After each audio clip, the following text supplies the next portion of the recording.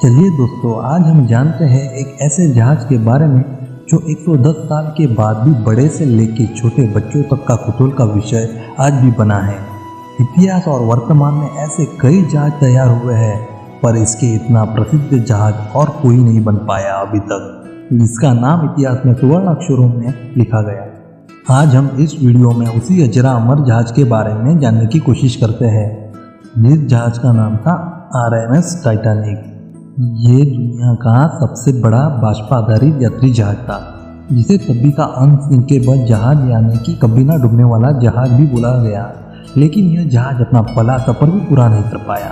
यह एक British luxury passenger जहाज था। इस कहानी की शुरुआत 31 मार्च 1909 को होती है, जब बेलफास्ट आयरलैंड में व्हाइट स्टार कंपनी ने लग्जरी विशाल जहाज बनाने की शुरू की। 3000 लोगों ने इस जहाज को अपनी कड़ी मेहनत से मात्र 26 महीनों में पूरी तरह से तैयार कर लिया था।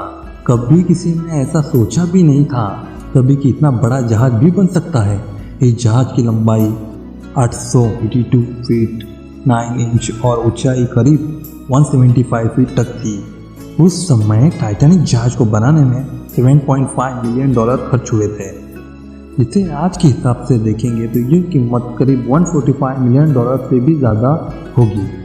ये जहाज 2 अप्रैल 1912 को यह विशाल और लग्जरी जहाज बनकर पूरी तरह से तैयार हो चुका था। इसका सफलतापूर्वक परीक्षण करने के बाद 10 अप्रैल 1912 को यह जहाज अपनी प्रथम यात्रा के लिए रवाना हुआ। इस जहाज को करीब 5700 किलोमीटर तक का सफ़र तय करना था, जो कि इंग्लैंड के साउथहैम्पटन से लेकर न्यूयॉर्क के बीच तक का था। जब ये विशाल जहाज अपने पहले सफ़र के लिए रवाना होने वाला था, तब भी सिर्फ इस विशाल और लग्जरी जहाज को देखने के लिए 1 लाख से भी अधिक लोग आए थे। इतना कुछ वो एक बार में ले जा सकता था। सफ़र की शुरुआत एकदम अच्छी तरीके से हुई। सफ़र के शुरू के 4 दिनों तक ये जहाज बिना किसी समस्या से आगे बढ़ रहा था। टाइटैनिक को सबसे बड़ा जहाज का मान तो तभी मिल गया था, और टाइटैनिक को सबसे बड़े जहाज के साथ साथ सबसे तेज जहाज का भी मान मिल जाए, जिससे कि इससे दुनिया का सबसे तेज जहाज का मान भी मिले। इससे टाइटैनिक में और एक गर्व की बात होती। सबसे बड़ा और सबसे तेज जहाज, जिसे टाइटैनिक के नाम का 4 चांद लग जाएंगे। इसीलिए टाइटैनिक के मालिक जे ब्रूस इसमें ने जहाज के कप्तान एडवर्ड स्मिथ को जहाज को पूरी गति से चलाने के लिए कहा था, जिससे यह अंतर जल्दी से पार हो जाए, जिससे टाइटैनिक और भी ज़्यादा प्रसिद्ध हो जाएगा पूरी दुनिया में। इसीलिए टाइटैनिक को पूरी रफ्तार से कैप्टन एडवर्ड स्मिथ चला रहे थे। टाइटैनिक अटलांटिक महासागर को चीरते हुए अपना सफ़र तेजी से काट रहा था और अपनी मंजिल की ओर बढ़ रहा था। कैप्टन एडवर्ड स्मिथ को दूसरे जहाज़ों से 6 बार से अधिक बार चेतावनी मिली कि समुद्र में आइसबर्ग है। उन्हें कई बार चेतावनी मिली कि आगे समुद्र में बर्फ की बड़ी चट्टानें हैं, पर अगर आइसबर्ग के डर से जहाज की रफ्तार कम कर दी जाए तो जहाज तय किए हुए समय तक पहुंच नहीं पाएगा, और कप्तान को लगा आइसबर्ग आने पर जहाज मुड़ जाएगा। इसीलिए उन्होंने सारी चेतावनी को नज़रअंदाज किया। वो चाहते थे कि ये सफ़र जल्दी से ख़त्म हो जाए और टाइटैनिक को वो ये टाइटल प्राप्त करके दे, और उनका यह आखिरी सफ़र करके रिटायर हो जाए, और एक गर्व से रिटायर होना चाहते थे। इसीलिए उन्होंने चेतावनी नज़रअंदाज करके टाइटैनिक की स्पीड उतनी ही रखी, रफ्तार बिल्कुल भी कम नहीं की। उन्होंने रात में देखने के लिए 2 जनों को रख दिया। यदि कोई आइसबर्ग दिख जाए तो बेल बजा के तुरंत ही सूचित कर दे। पर यह रात कई अंधेरी रात थी। उस दिन आसमान में चांद भी नहीं था। जो कुछ दिखना था वो तारों की रोशनी से ही दिख रहा था। जब भी उनके सामने बर्फ़ की बड़ी चट्टान नज़र आ गई, उन्होंने तुरंत 3 बार बेल बजा के जहाज के सभी को सूचित कर दिया। उनके सामने एक बड़ा सा आइसबर्ग है। जहाज की गति इतनी अधिक थी और जहाज बहुत बड़ा था। जहाज को मोड़ने की कप्तान ने पूरी कोशिश की, पर वह अधिक गति के कारण समय पर पूरी तरीके से मोड़ नहीं पाया और आइसबर्ग से जा टकराया। एक तरफ मनुष्य द्वारा बनाया गया सबसे बड़ा जहाज और एक तरफ कुदरत द्वारा बनाया गया बड़ा सा आइसबर्ग, जो एक दूसरे से टकरा गए। जैसे ही ये एक दूसरे से टकराए तो एक झटका लगा। ये झटका इतना खतरनाक था कि इस झटके से 3rd क्लास में सोए हुए पैसेंजर अपने बेड से नीचे गिरे, एक दूसरे से गिरे और सब डर गए कि हुआ क्या। टकराव के घर्षण से जहाज के आगे के हिस्से में छेद हो गया। यह टक्कर 14 अप्रैल के रात को 11:40 में हुई थी। छेद से समुद्र का पानी तेजी से जहाज में भरना चालू हो गया। जहाज को तुरंत रोक दिया गया। टाइटैनिक को बनाने वाले अनुभवी इंजीनियर की टीम साथ आके परिस्थिति की जांच की और उन्होंने देखा कि टकराव बहुत भयानक था, जिससे जहाज का आगे का एरिया पूरी तरीके से तबाह हुआ है। और उन्होंने बताया कि अभी जहाज को डूबने से कोई नहीं बचा सकता। अभी टाइटैनिक का डूबना तय है। आसमान में फ्लेयर गन छोड़ के आसपास के शिप को सिग्नल भेजने चालू हो गए। टाइटैनिक को अनसिंकेबल मतलब कभी ना डूबने वाला जहाज माना गया था। इसी ओवर कॉन्फिडेंस के वजह से जहाज पे लाइफ बोट बहुत कम मात्रा में थी, जबकि टाइटैनिक 64 लाइफ बोट तक के लिए डिजाइन किया हुआ था। इससे कभी ना डूबने वाला जहाज समझ के इससे से लाइफ बोट कम किए और सिर्फ 20 लाइफ बोट ही जहाज पे रखे थे, जो मौजूद 2223 लोगों को लेकर जाने के लिए पर्याप्त नहीं थे। लाइफ बोट की इतनी कम संख्या होने के कारण एक प्रोटोकॉल निकाला। प्रोटोकॉल के अनुसार बच्चों और महिलाओं को सबसे पहले प्राधान्य देकर बचाया गया, पर जहाज में कम लाइफ बोट होने की वजह से जहाज पे हर जगह हड़कंप मच गया। सभी लोग अपनी जान बचाने के लिए लाइफ बोट में आने की कोशिश कर रहे थे, इसीलिए कुछ लाइफ बोट पूरी तरीके से भरे बिना जाने लगी। उस समय जहाज पे मौत का तांडव चल रहा था, पर ऐसे परिस्थिति में भी म्यूजिशियन ने लोगों का मनोबल बढ़ाने के लिए अपने सुरीले संगीत से परफॉर्म कर रहे थे। जहाज से जहाज की टक्कर हुई थी, वो आगे का एरिया समुद्र में डूब गया था। इससे जहाज का पहला हिस्सा पानी में चला गया था और पिछला हिस्सा हवा में था। जहाज का वेट और वाटर प्रेशर बहुत था, जिससे जहाज के बीच वाले एरिया में बहुत ज़्यादा दबाव बन गया। यह दबाव इतना ज़्यादा था कि ये जहाज को 2 हिस्सों में बांट दिया। इससे टाइटैनिक के बीच में से 2 टुकड़े हो गए और हिस्से एक दूसरे से अलग हो गए। इसमें से एक हिस्सा पहले डूबा और उसके बाद दूसरा हिस्सा भी विशाल अटलांटिक महासागर के गोद में जाने वाला था। करीब 2 घंटे 40 मिनट के बाद यानी कि 2:20 में यह विशाल जहाज समुद्र में हमेशा के लिए डूब गया। इन हिस्सों को समुद्र के तल तक पहुंचने में 15 मिनट तक का समय लगा। टाइटैनिक 3800 मीटर तक की गहराई में डूब गई। 15 अप्रैल 1912 के रात के 2:20 डूब गया।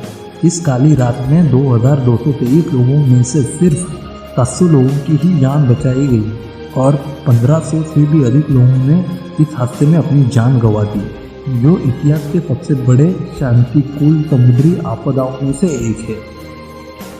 जबकि ज़्यादातर लोगों की मौत डूबकर नहीं हुई। जिस समुद्र में वह डूबा था उस जल का टेम्परेचर -2 सेल्सियस था, जिसमें किसी साधारण इंसान को 20 मिनट से ज़्यादा जिंदा रहना नामुमकिन था। सब लोग कड़ी ठंड से जमकर मर रहे थे। ये नॉर्थ अटलांटिक में घटित इस घटना को अभी तक के इतिहास में सबसे खतरनाक घटनाओं में से एक माना जाता है। तभी के लोगों ने टाइटैनिक को डूबने के पीछे कई रीज़न दिए, जैसे कि दूसरे देशों ने टाइटैनिक पर अटैक किया था। कुछ लोगों का ये भी आरोप था कि जहाज में शुरुआत से ही प्रॉब्लम थी। कुछ का मानना है कि 3 दिन से पहले ही आग लगी थी और ये कैप्टन एवं जहाज के सदस्य को पता था। फिर भी पूरे टिकट बिकने के कारण ये काला सच सबसे छुपाया गया। सबसे गंभीर आरोप ये लगाया गया था कि जहाज को बनाने के लिए गए मटेरियल लो क्वालिटी का यूज़ किया गया था। इसी लो क्वालिटी मटेरियल के वजह से ये जहाज में ये प्रॉब्लम हुई। पर इसमें से कौन सा कारण सच था, ये भी एक रहस्य था जो टाइटैनिक के साथ डूब गया ऐसा लग रहा था। कई दशकों की खोज के बाद 1985 में टाइटैनिक के मलबे को ढूंढा गया, जो अटलांटिक महासागर में 3800 मीटर नीचे गहराई में है और जो 2 टुकड़ों में है, जिसके समुद्र तल के वाटर प्रेशर की वजह से छोटे छोटे टुकड़े हुए हैं। इस मलबे से कई एंटीक और कीमती चीज़ें निकाली गई और 2010 से लेकर 2012 तक ये 2 सालों में टाइटैनिक के राज जानने के लिए टाइटैनिक के मलबे की रिसर्च की गई।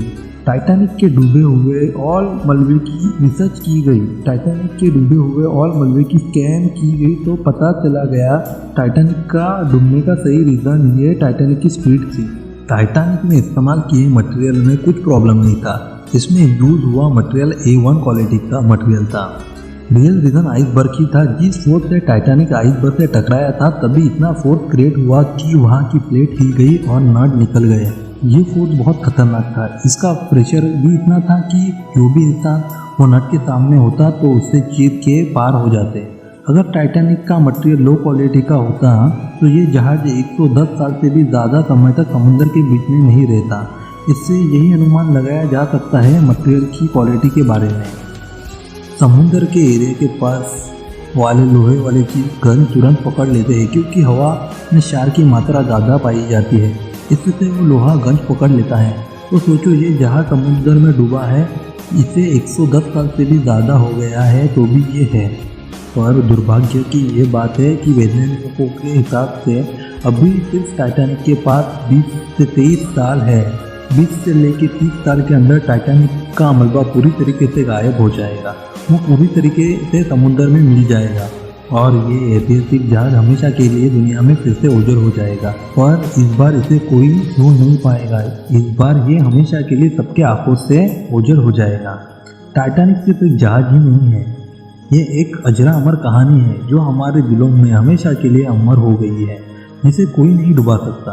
आज टाइटैनिक से 2 गुने जहाज भी क्यों ना बने, पर टाइटैनिक जैसे फेम कभी किसी को नहीं मिला। टाइटैनिक का ताज 110 साल से अधिक होने पर भी कोई हिला नहीं पाया।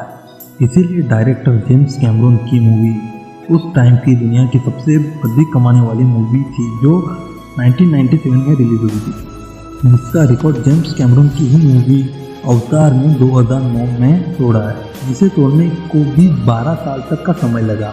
और आज भी ये मूवी 3rd रैंक पे है ऑल ओवर द वर्ल्ड, जो अवतार एंड एवेंजर एंड गेम के बाद है। भविष्य में ये रिकॉर्ड अलग हो सकते हैं। और आपके मन में ये सवाल भी आते होंगे, क्यों आज तक टाइटैनिक को समुद्र के बाहर नहीं निकाला गया। ये सवाल कभी न कभी आया होगा, क्यों आज तक टाइटैनिक को समुद्र के बाहर नहीं निकाला गया। इसके बारे में हम किसी और वीडियो में बात करेंगे। आपके लिए एक सवाल कि टाइटैनिक की प्रथम यात्रा कौन से साल की है। और टाइटैनिक के बारे में एक फन फैक्ट जो ज़्यादातर लोगों को नहीं पता होगा। टाइटैनिक में लगे 4 बॉयलर में से सिर्फ 3 बॉयलर काम करते थे और एक बॉयलर सिर्फ टाइटैनिक का शो बढ़ाने के साथ टाइटैनिक को विशाल और भव्य प्रतीत करने के लिए थी, जिससे टाइटैनिक की सुंदरता और भी निखर के आए। पर कुछ भी क्यों ना हो, टाइटैनिक जहाज हमारे दिलों में हमेशा के लिए तैरता रहेगा। इसे कोई नहीं डुबा पाएगा हमारे दिलों से।